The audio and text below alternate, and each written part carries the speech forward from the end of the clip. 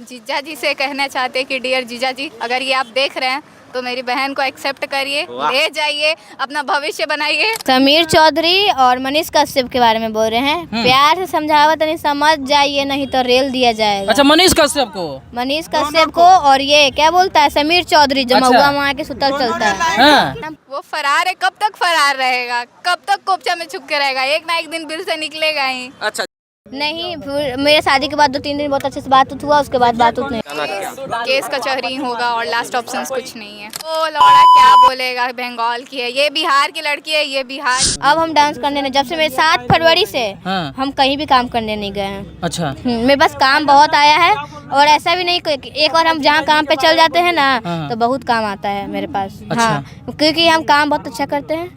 हाँ, और एक बार भी किसी काम पे भी चल जाते, कोई ऐसा नहीं बोलता कि तुम मेरे काम पे मत आओ। दोस्तों, मेरे साथ में पारो आरती जी की छोटी बहन जुड़ चुकी है। हालांकि इनसे हम बातचीत करेंगे। सबसे बड़ी खुलासा है कि मनीष कश्यप को लेकर ये सबसे बेबाकी अंदाज में बोल लेती है। कैसे हैं?